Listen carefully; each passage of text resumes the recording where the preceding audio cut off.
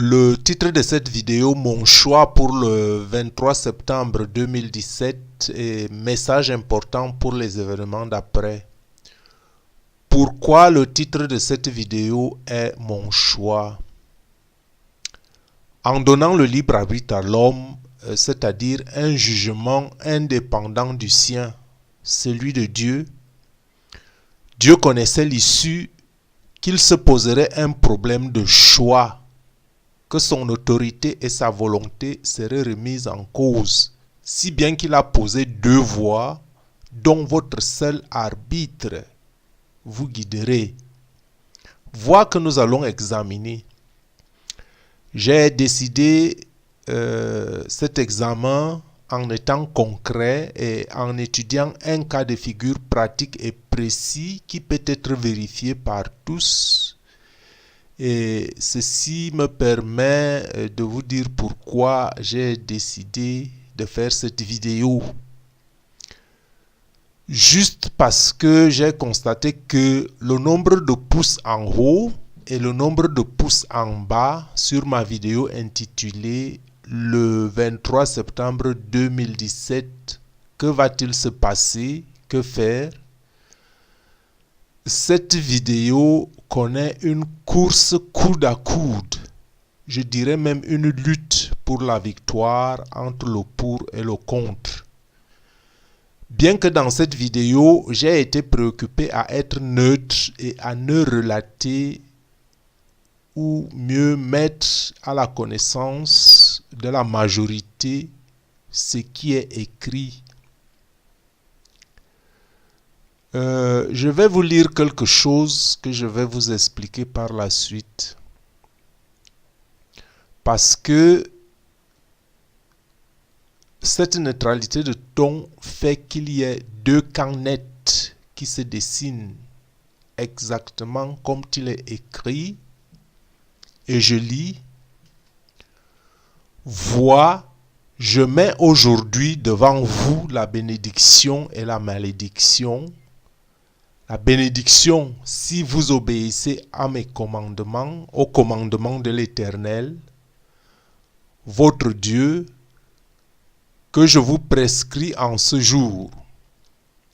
La malédiction, si vous n'obéissez pas aux commandements de l'Éternel, votre Dieu, et si vous vous détournez de la voie que je vous prescris en ce jour, pour aller auprès d'autres dieux que vous ne connaissez point. Donc, vous voyez, ce texte est tiré de Deutéronome 11, 26 à 28. Et ici, il s'agit de deux voies que Dieu trace devant les hommes. Ces deux voies sont en fait ici matérialisées par la bénédiction et par la malédiction. Dieu dit clairement qu'il bénit ceux qui suivent ses voies et ses commandements, et que ceux qui se détournent de ses voies sont maudits. C'est clair, il ne vous choisit pas d'avance. Il ne dit pas vous, vous êtes bénis, vous, vous êtes maudits. Il dit ceux qui choisissent mes voies, ma volonté, qui sont à moi, qui m'appartiennent, qui veulent m'appartenir. Puisque vous avez le libre arbitre, vous avez la bénédiction, et vous autres qui me refusez, vous avez la malédiction. Donc, deux voies nettes, deux camps nets. Quand on regarde ceux qui prennent un regard actif sur ma vidéo. Le pouce en haut, pour ceux qui se reconnaissent et acceptent les préceptes de Dieu tels qu'elles sont décrites, elles ne sont pas forcément de moi, je n'ai fait que les relater. Ceux-là ont une espérance à la réalisation des promesses, entre autres la promesse de la vie éternelle. Le pouce en bas, pour ceux qui n'acceptent pas Dieu ou ne mettent pas leur espoir en lui, ou mettent leur espoir qu'à ce qu'ils voient, tel que le matérialisme, cela ne voit et n'accorde aucune importance aux choses du monde à venir, aucun sens en aucune quelconque promesse. Ces deux voies se dessinent aussi dans les préceptes de Deutéronome 30. Deutéronome 30 qu'on lit. Écoutez, vois, je mets aujourd'hui devant toi la vie et le bien, la mort et le mal. Il y a deux voies, il y a deux chemins. Il y a le chemin de la vie et le bien, il y a le chemin du mal et de la mort. Car je te prescris aujourd'hui d'aimer l'Éternel ton Dieu, de marcher dans ses voies, d'observer ses commandements, ses lois et ses ordonnances, afin que tu vives et que tu multiplies, et que l'Éternel ton Dieu te bénisse dans le pays dont tu vas être en possession. Mais si ton cœur se détourne, si tu n'obéis point, et si tu te laisses entraîner à te prosterner devant d'autres dieux et à les servir, je vous déclare aujourd'hui que vous périrez, que vous ne prolongerez point vos jours dans le pays dont vous allez entrer en possession. Après avoir passé le Jourdain, j'en prends aujourd'hui à témoin contre vous le ciel et la terre. J'ai mis devant toi la vie et la mort, la bénédiction et la malédiction. Choisis la vie afin que tu vives, toi et ta postérité, pour aimer l'Éternel ton Dieu, pour obéir à sa voix et pour t'attacher à lui, car de cela dépendent la vie et la prolongation de tes jours.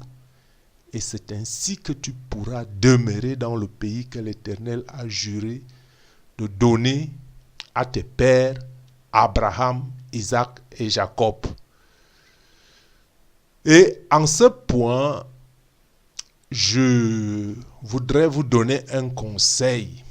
Et ce conseil est très simple. Pour faire bon usage des enseignements de la Bible, il ne faut pas la lire en donnant un sens littéral et ou une compréhension purement intellectuelle.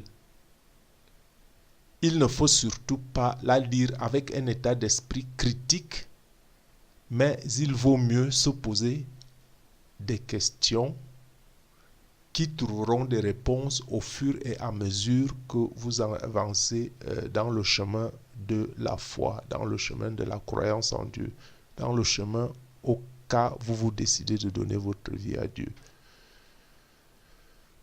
Je le dis parce que à ce point, j'ai trouvé important de le relever. Parce que ce qui est écrit ici, ce ne sont pas des choses qu'on remet en cause. C'est la parole de Dieu. Même si vous avez le libre arbitre, vous ne pouvez pas remettre en cause la parole de Dieu, quelles que soient les raisons et les causes que vous avez. Même si vous estimez que, la Bible, il y a une version ou bien telle religion pratique ceci ou telle autre religion pratique ceci. Non, c'est au niveau des hommes qu'il y a cette différence. Il y a une vérité et une vérité unique qui vient de Dieu. Et même s'il y a des différences avec les hommes, cela n'enlève rien à la quintessence de la parole de Dieu. Cela n'enlève rien de ce que Dieu est en réalité. Et cela n'enlève rien de la parole que Dieu a prononcée. Parce que cette parole, elle est éternelle. Et le Christ l'a dit, que je ne suis pas venu abolir la loi, mais je suis venu l'accomplir. Donc, à ce point, je vous dis, votre scepticisme, mettez-le de côté et ça vous épargnera beaucoup d'ennuis. Parce que vous avez deux voies et ces deux voies ne sont pas définies pour vous. Ces deux voies sont définies de toute éternité parce que Dieu sait Dieu sait ce qu'il vient. Mais comme il est le Père d'amour, il laisse la liberté.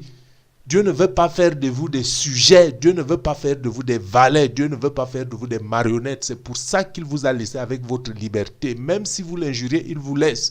Mais un jour, il vous jugera. Et il sait de toute façon que votre voie, elle vous conduit quelque part. Et qu'un jour, vous finirez par supporter les conséquences de vos propres actes. Donc ne dites pas que Dieu m'a fait ceci, Dieu m'a fait cela. C'est votre choix. Et comme je le dis toujours, ne donnez pas la responsabilité de vos actes à Dieu. Quand vous faites votre choix, c'est votre choix par votre libre arbitre. Ce n'est pas Dieu qui vous dit de choisir telle ou telle voie. Donc quand vous mettez un pouce en l'air, quand vous mettez un pouce en bas, ce n'est pas... C'est une vidéo que j'ai produite pour aider, pour informer. Ça me ferait l'honneur que tout le monde vienne et mette le pouce en haut, que je dise j'ai fait une bonne vidéo. Mais si vous mettez le pouce en bas, ça change quoi de toutes les façons? Et ce n'est même pas le point. Je fais seulement cette vidéo pour vous aider. Et pour vous dire que Dieu avait déjà prédit que vous êtes vous-même responsable de ce qui vous arrive et de ce qui vous arrivera dans un futur proche et dans un futur lointain. Parce que la conséquence de votre choix, vous faites le choix parce que vous avez un libre arbitre, vous avez un jugement différent du jugement de Dieu. Dieu a certes une volonté et il veut que vous suivez cette volonté afin qu'il vous aille bien. Mais quand vous trouvez que les choses du monde sont mieux que les choses de Dieu, alors qu'il vous avise que j'ai autre chose. Et si vous suivez mes voies, il y a une promesse. Donc il y a un chemin tracé par vous-même aussi, pas seulement par Dieu. Il ne faut pas toujours croire à cette providence qui veut que les choses soient comme elles devraient être. Non, vous avez un choix et vous avez une certaine influence. Donc, il y a un chemin que vous tracez vous-même. Or, tant que vous êtes en vie, votre choix n'est pas encore définitif parce que le libre arbitre signifie que vous pouvez changer toujours et encore votre opinion. Vous pouvez changer toujours et encore votre position tant que vous êtes doté de vos pleines facultés. Vous choisissez vous-même soit la bénédiction qui est le symbole de la vie, soit la malédiction qui est le symbole de la mort et de la perdition. Donc, je fais cette nouvelle vidéo en qui je trouve le meilleur moyen, la meilleure aide que je puisse vous donner, vous qui la lisez, cette aide que je mets à votre disposition parce que beaucoup font des choix sans se rendre compte de ce qu'ils choisissent. Quand vous choisissez de suivre les préceptes et les ordonnances de Dieu, c'est-à-dire sa volonté, c'est la bénédiction que vous choisissez. Le chemin qui mène à la vie éternelle, qui est une réalité. La vie éternelle est une réalité qu'on ne voit pas certes avec les yeux d'homme. Croyez et vous verrez. Et non, je veux voir avant de croire. Parce que dans le je veux voir avant de croire, il n'y a plus de mérite. Bon, quant à ceux qui refusent consciemment Dieu ou par simple ignorance, sachez que vous choisissez la malédiction, c'est-à-dire la mort, la perdition. Vous êtes sur la voie de la perdition. Alors je vous demande, que choisirez-vous? Vous qui m'écoutez, que choisirez-vous? Si on vous dit, choisissez entre la malédiction et la bénédiction, direz-vous que je choisis la malédiction?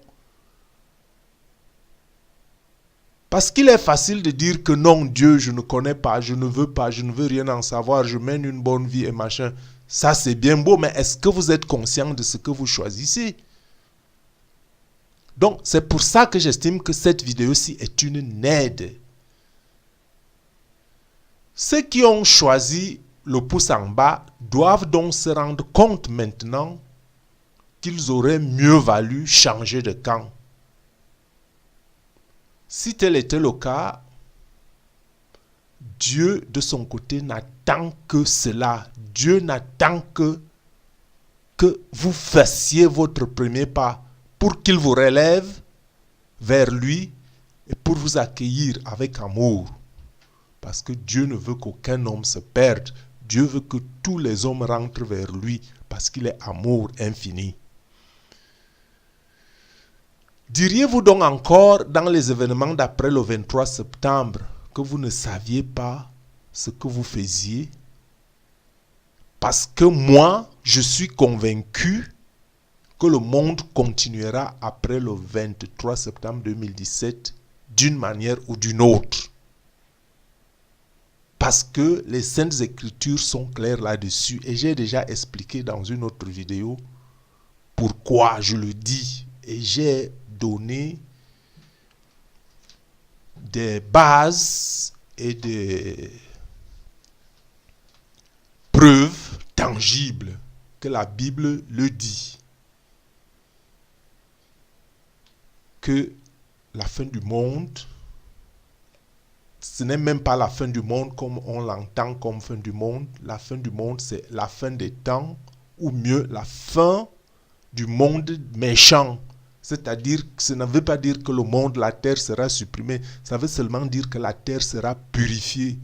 Que le mauvais, le mal sera enlevé, annihilé. Et que ce sera une nouvelle époque, une nouvelle ère.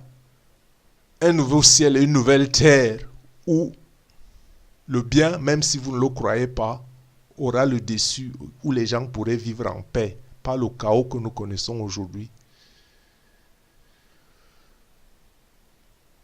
Et même si j'ai déjà dit que le signe du 23 septembre 2017 ne serait probablement pas vu de tout œil, ce signe demeure tout de même juste un présage, un grand signe qui avertit des événements encore à venir.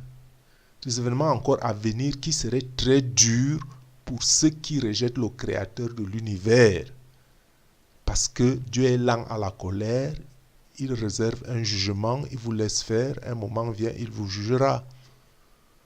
Il vous jugera pour votre active action,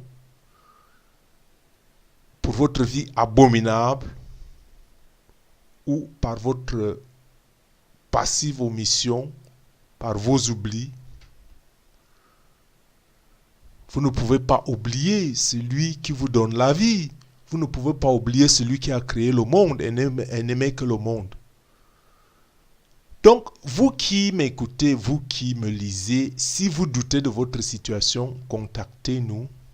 Nous pourrions vous aider à retrouver le chemin que vous souhaitez réellement, le chemin vers Dieu. Parce qu'ainsi parle l'Éternel. Où est la lettre de divorce pour laquelle j'ai répudié votre mère? C'est ce que dit Dieu dans les Saintes Écritures. Où est la lettre de divorce par laquelle j'ai répudié votre mère? Ou bien auquel de mes créanciers vous ai-je vendu? Voici, c'est à cause de vos iniquités que vous avez été vendus. Et c'est à cause de vos péchés que votre mère a été répudiée. C'est naturellement allégorique, ce qui se dit ici. C'est un peu en parabole. Je suis venu. Pourquoi n'y avait-il personne? J'ai appelé. Pourquoi personne n'a-t-il répondu? Ma main est-elle trop courte pour racheter? N'ai-je pas assez de force pour délivrer? Par ma menace, je dessèche la mer. Je réduis les fleuves en désert.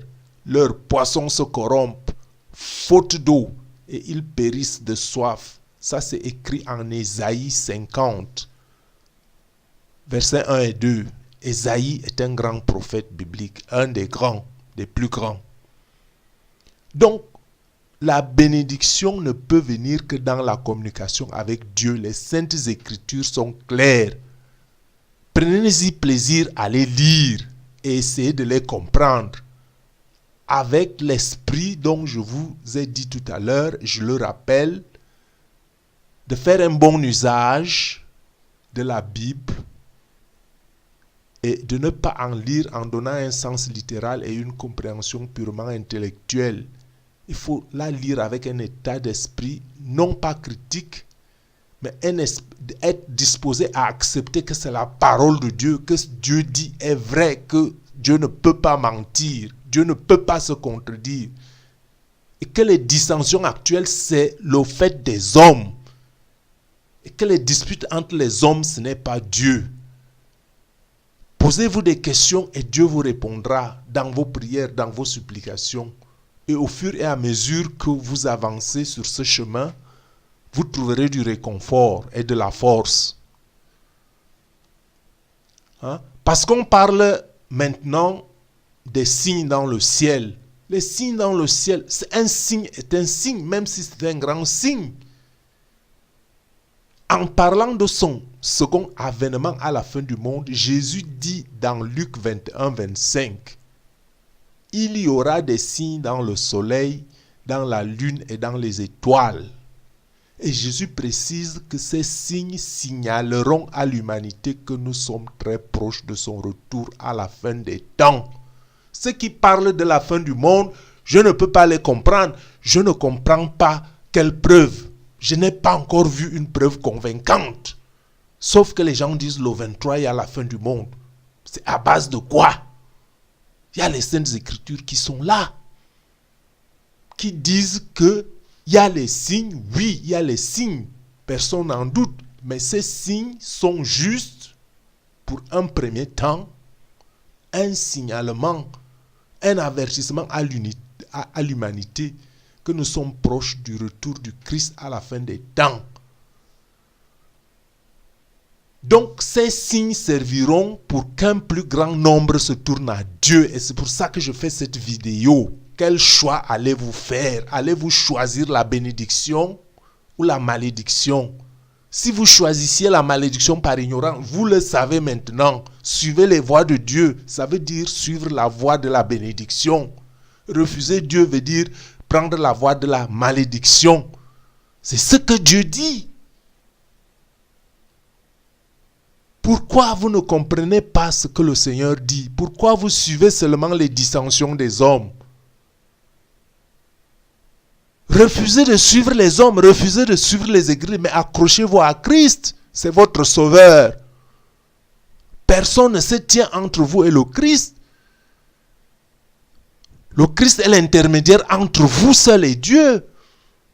Si vous ne trouvez pas les moyens de vous accrocher seul, cherchez quelqu'un qui peut vous aider, celui qui vous passe et qui vous donne la vérité.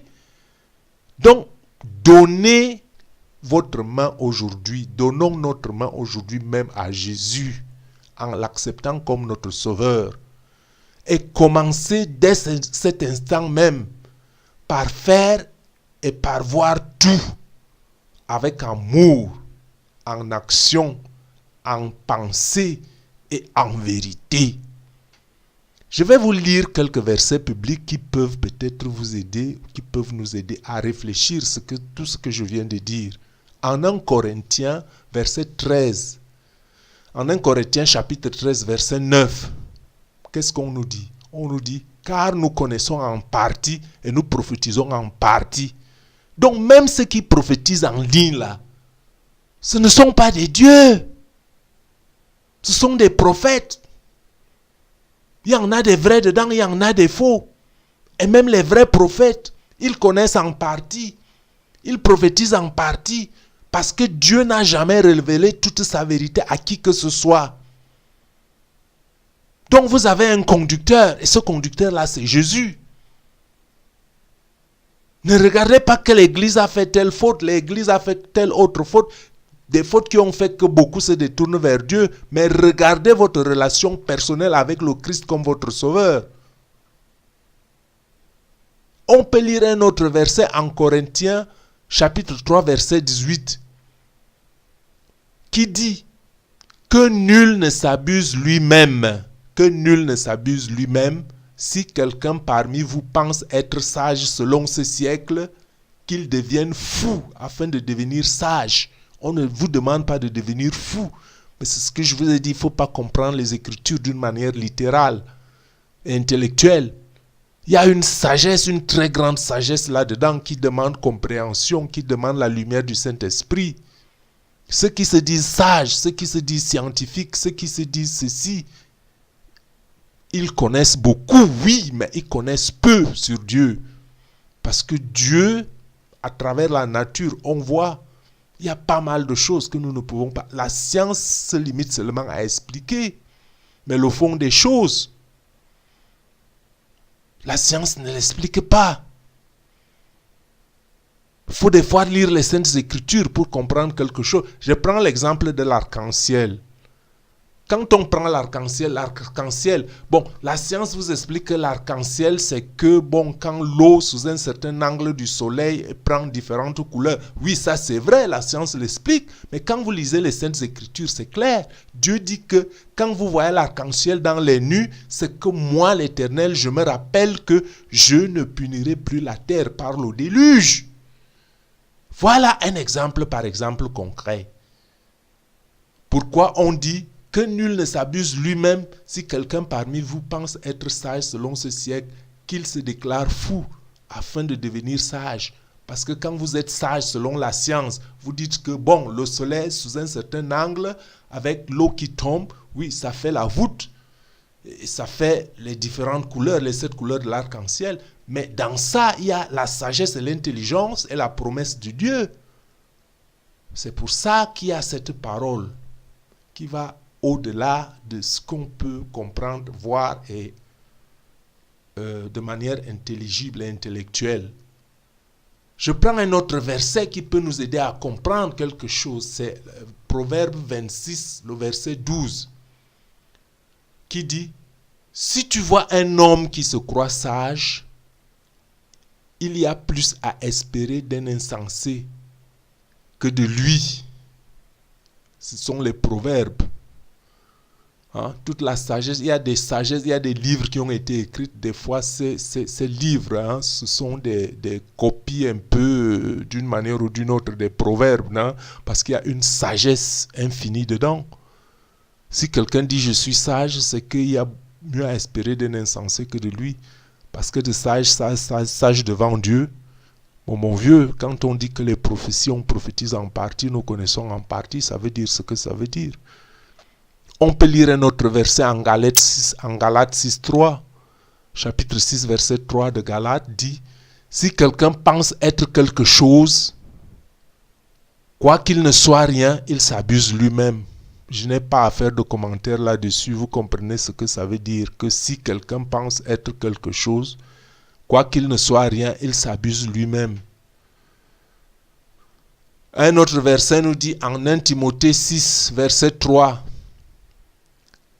Si quelqu'un enseigne de fausses doctrines et ne s'attache pas aux saintes paroles de notre Seigneur Jésus-Christ et à la doctrine qui est selon la piété, il est enflé d'orgueil, il ne sait rien et il a la maladie des questions oiseuses et des disputes de mots, d'où naissent l'envie, les querelles, les calomnies et les mauvais soupçons. Les vaines discussions, l'homme corrompu d'entendement, privé de la vérité et croyant que la piété est une source de gain. C'est clair ces paroles. Donc je vais m'arrêter ici, je vais vous dire que quand vous mettez le pouce en haut, le pouce en bas, sachez bien ce que vous faites. Vous faites peut-être ça de manière inconsciente, mais sachez que c'est un choix que vous faites. Le choix de la vie ou le choix de la mort, le choix de la bénédiction ou le choix de la malédiction. La vie et la bénédiction appartiennent à ceux qui acceptent Dieu, sa volonté, suivent ses préceptes. La mort et la malédiction appartiennent à ceux qui refusent Dieu, le Créateur. Donc cette vidéo est une aide et je dis de cette aide, je pense et je réitère que le 23 septembre 2017, ce n'est pas la fin du monde, les Écritures ne le prédisent pas, ce n'est pas moi qui le dis, Mais je dis que c'est un grand signe qui risque d'être pas visible à tout œil, mais que néanmoins ce signe est un avertissement, comme disent les Écritures, que nous nous préparions à la venue de notre Seigneur Jésus-Christ en purifiant nos cœurs, en orientant nos pensées, en pratiquant les actes d'amour, en priant, en toute bonne œuvre, et que après ces signes, il viendra d'autres événements et d'autres signes même encore. Et d'une manière ou d'une autre, de quelque manière que les choses continuent, ça risque d'être très dur pour ceux qui refusent Dieu. Parce qu'il faut bien que Dieu rende justice à ceux qui subissent l'injustice. Que Dieu rende amour à ceux qui n'ont pas reçu d'amour. Que Dieu rende liberté à ceux qui sont esclaves, à ceux qui sont prisonniers, à ceux qui sont opprimés. C'est la justice de Dieu. Il ne va pas laisser continuer les choses comme elles sont. Beaucoup tentent ou reconnaissent que la terre est dans un chaos, mais ce n'est pas la volonté de Dieu, c'est nous, c'est nos actes.